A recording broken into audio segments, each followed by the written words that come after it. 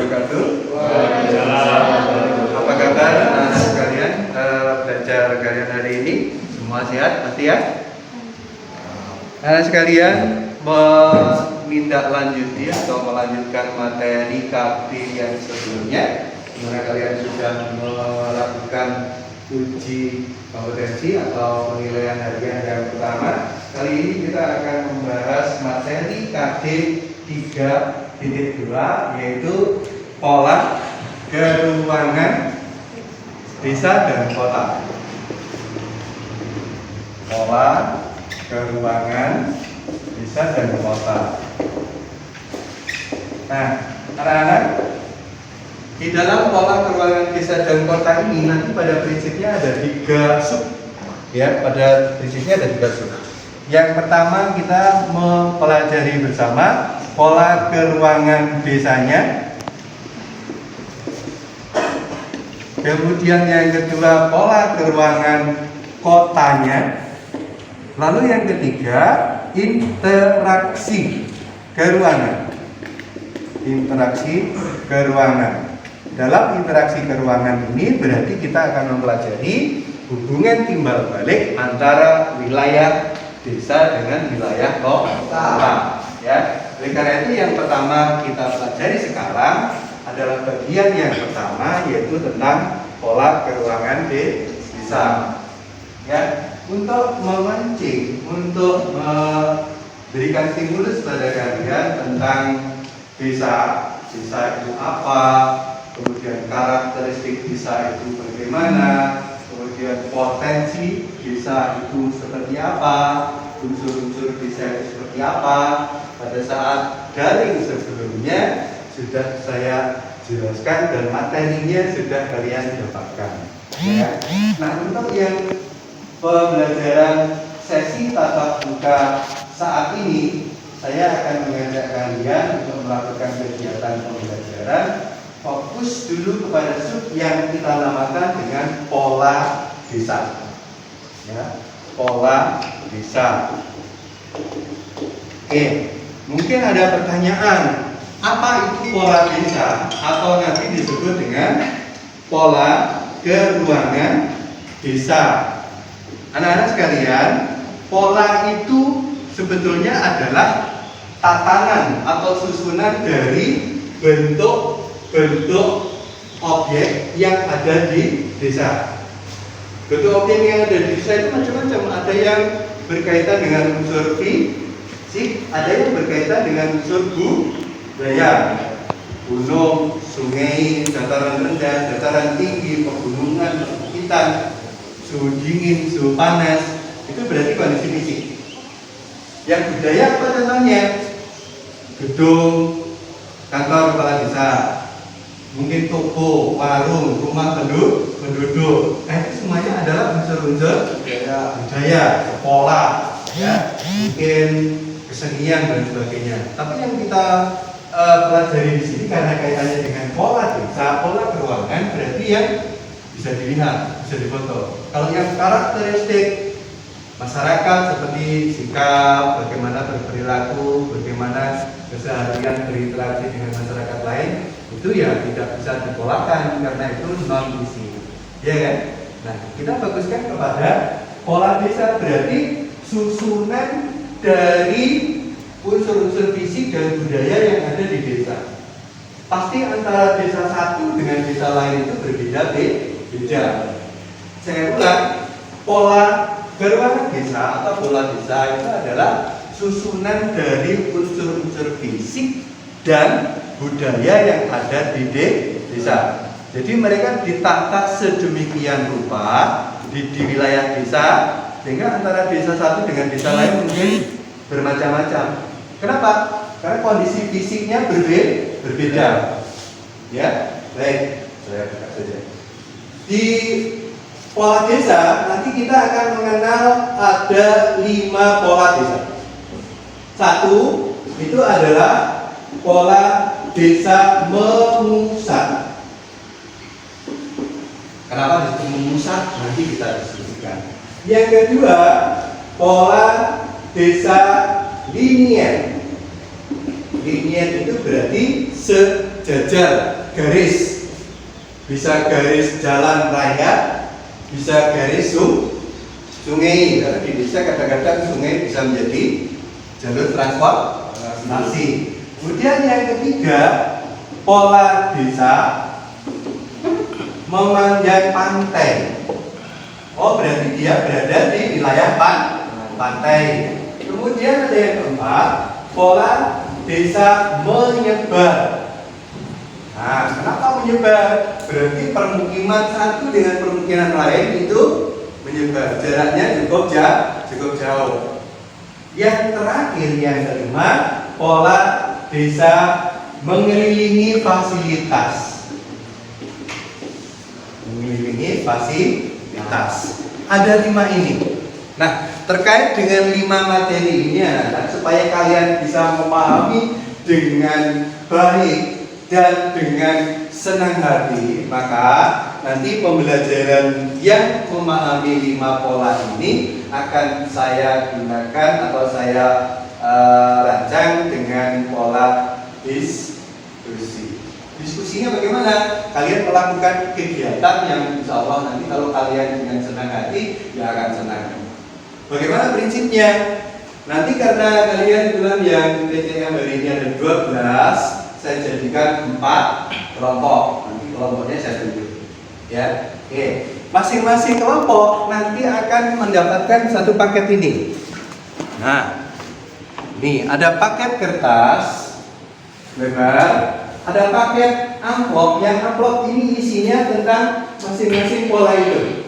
Ada nama polanya, ada gambarnya, ada keterangan dari polanya, dan ada tempat. Biasanya pola itu berada di tempat apa? Ya. Nanti kan kalian di dalam kelompok nanti mendiskusikan terlebih dahulu, memilih namanya. Ya, namanya apa dulu di antara 5 itu? Dicari di sini. Pasangan gambarnya mana? Pasangan keterangannya mana? Pasangan tempatnya. Lokasi di mana pola itu biasanya ada di mana? Ya. Bagaimana Pak cara saya untuk mencari itu? Silahkan manfaatkan literatur. Literatur dari yang saya kirim bisa ada, atau mungkin literatur lain. Kerjasama kalian dalam kelompok akan menentukan kecepatan dan ketepatan kerja. Apa fasilitasnya? Kertas, nanti ada link. Saya berikan masing-masing link dari kalian. Juga atur kerjasamanya. Mungkin salah satu kelompok menyiapkan linknya, salah satu kelompok, salah satu anggota nanti menggabungkan atau menyesuaikan ini nomor ini, namanya ini, keterangannya ini, tempatnya ini. Ya, supaya tidak terlalu lama, nanti buatlah polanya seperti ini. Maaf, saya gambarkan di sini. Ini kertas, tulis judulnya. Berarti judulnya apa tadi? Pola keruangan desa. Atau dalam kurung nanti pola desa. Nah, mungkin akan bagus kalau kalian buat tabel di bawahnya. Nih, nomor, nama polanya ya, kemudian gambarnya, lalu keterangannya, lalu lokasi. Ini sambil jalan saya akan keliling kelompok. Ya, segera lakukan. Kalau sudah tempel di depan. Kalau nanti sudah selesai tempel di depan, masing-masing kelompok akan mempresentasikan hasilnya. Bisa dipahami? Bisa. Sekarang kita mulai bagian kelompok ini. Yang laki-laki hanya ada 3, berarti harus saya bisa. Kelompok 1, kelompok 2, kelompok 3, kelompok 1, kelompok 2, kelompok 3. Ini ada kelompok 1, kelompok 2, kelompok 3. Pas. Kelompok 1, kelompok 2, kelompok 3. Kelompok 1 silahkan mengambil posisi di sini, atur tempatnya. 4 meja mungkin bisa dijadikan 1. Mulai sekarang, silakan. Kelompok 2 ambil posisi di tengah ini, 4 meja dijadikan 1. Kelompok 3 karena ini sudah di sini mungkin di belakang. Jadikan 1, 4 meja. Silakan. Silakan dibuka.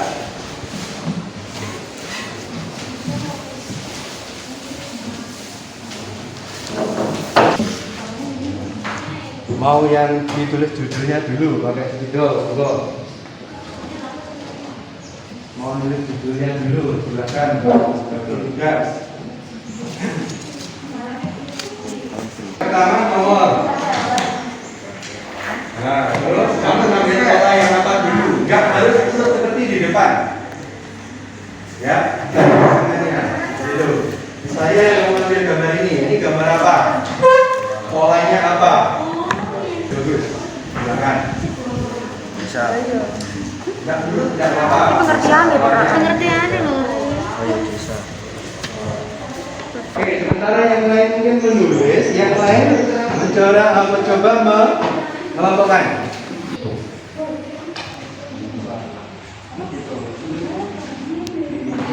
Tarik di literatur.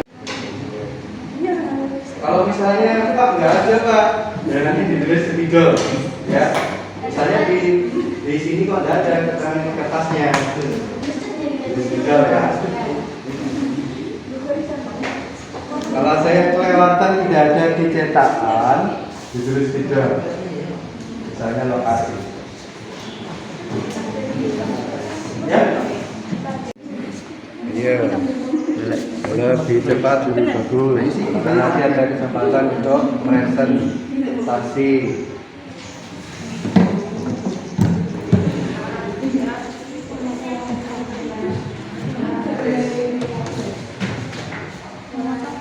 Ini beda ya.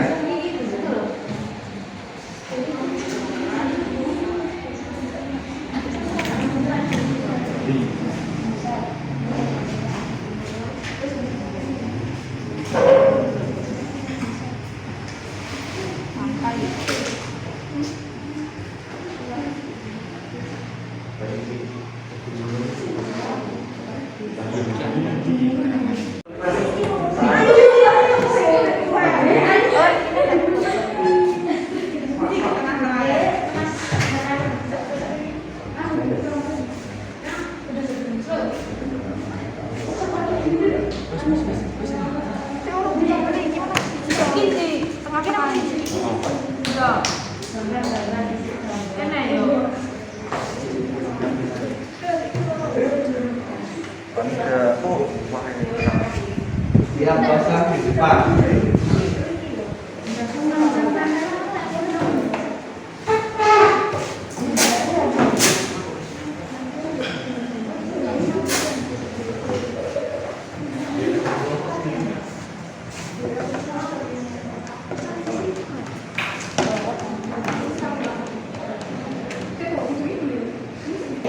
Joko.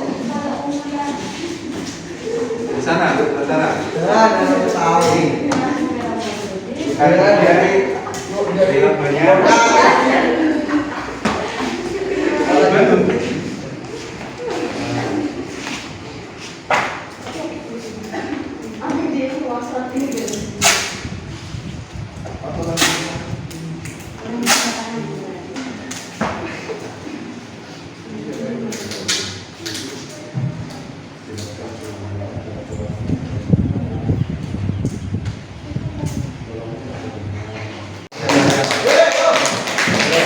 Tapi tadi yang pertama mengumpulkan adalah kelompok satu. Itu betul ya. Kemudian ini adalah hasil dari kelompok 3 mengumpulkan nomor 2. Kemudian yang terakhir kelompok 2 mengumpulkan nomor 3. Ya. Nah ini pada prinsipnya semua hasilnya benar dan bagus. Ya. Baik, kita lanjutkan sekarang presentasi. Tolong perhatikan dalam presentasi. Kelompok yang pertama mempresentasikan yang paling awal dari polanya. Satu saja dulu. Ketika presentasi sudah dilakukan oleh kelompok yang bertugas, kelompok lain memberikan tanggapan. Bisa bertanya, bisa memberi tambahan atau yang lain. Ya. Nanti kalau sudah dilanjutkan, kelompok 3 langsung maju mempresentasikan yang kedua. Ya. Jadi tidak semua pola kamu presentasikan, satu-satu saja dulu, ya. Nanti berarti kelompok 2 yang ketiga, yang mana ya ketiga? Oke, berarti 3 pola. Kalau waktunya masih cukup, kembali ke kelompok 1 yang ke-4, kembali ke kelompok 3 yang ke-5. Oke, silakan kelompok. Kenalkan dulu pada temannya. Memanjang mengikuti jalur jalan raya atau arus sungai. 3. Pola desa yang memanjang mengikuti garis pantai. 4. Pola pedesaan rumusan. 5. Pola pedesaan mengelilingi fasilitas. Pola pedesaan terpencar adalah bentuk pedesaan terpencar sulit ditemukan di Indonesia karena hanya terdapat di negara-negara Eropa, Amerika Serikat, Kanada, dan Australia. Bentuk pedesaan yang terpencar cenderung sendiri atau disseminated. Biasanya pedesaan seperti ini hanya merupakan faktim, yaitu sebuah rumah petani yang kecil tetapi lengkap dengan gudang, alat mesin, penggilingan gandum, lumbung, kandang ternak, dan rumah petani. Padang rumput atau prair. Sudah, bagaimana tentang gambarnya? Bisa dijelaskan?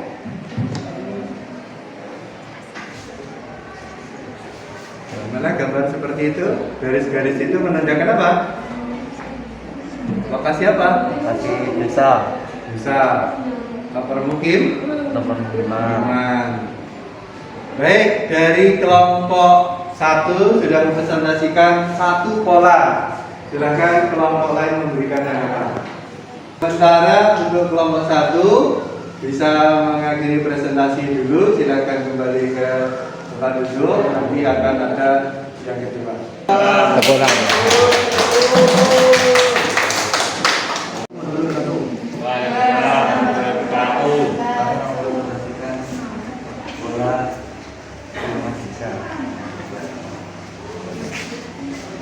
Untuk pola yang kedua, pola desa linier atau memanjang mengikuti jalur jalan raya atau arus sungai. Bentuk pedesaan seperti ini umumnya ditemukan di daerah-daerah rendah, di mana banyak fasilitas umum yang dimanfaatkan penduduk setempat untuk memenuhi kebutuhan sehari-hari. Fasilitas tersebut misalnya mata air, danau, waduk, dan fasilitas lain. Untuk lokasi di daerah rendah. Ya, saya bertanya. Kelompok 1 ada yang ingin disampaikan? Tambahan mungkin boleh, pertanyaan boleh, tanggapan boleh. Membandingkan dengan hasil kerjanya boleh. Kembali ke tempat, ya, lanjut ke kelompok 2.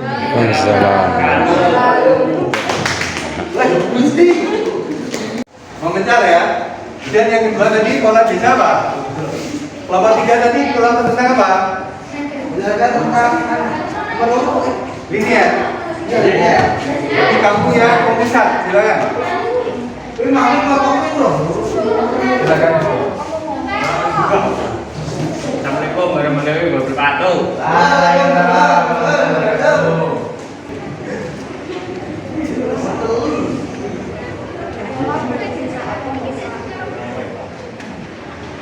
Bentuk pedesaan seperti ini umumnya ditemukan di daerah dataran rendah, di mana banyak fasilitas umum.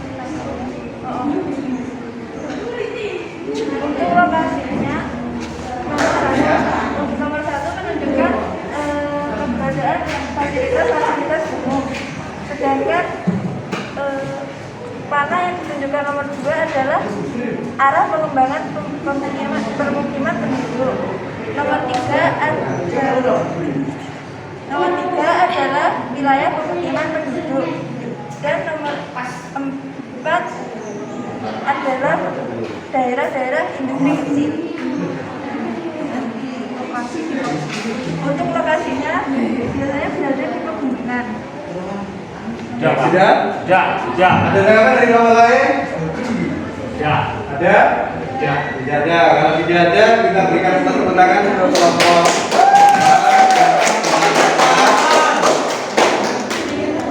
Masing-masing sudah melakukan presentasi. Sekarang mari coba tolong perhatikan ke depan. Kita review bersama-sama.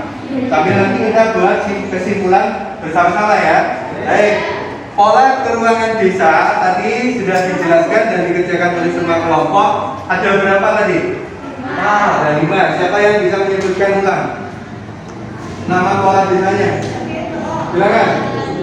Satu, pola desa. Desa. Dua, tiga, yang keempat, yang kelima, ini fasilitas. Apa yang bisa kita simpulkan, anak-anak? Berarti tiap desa itu pola tata ruangnya sama atau berbeda? Berbeda. Sesuai dengan kondisi fisiknya. Seperti tadi yang memusat berada di daerah fisik berupa apa?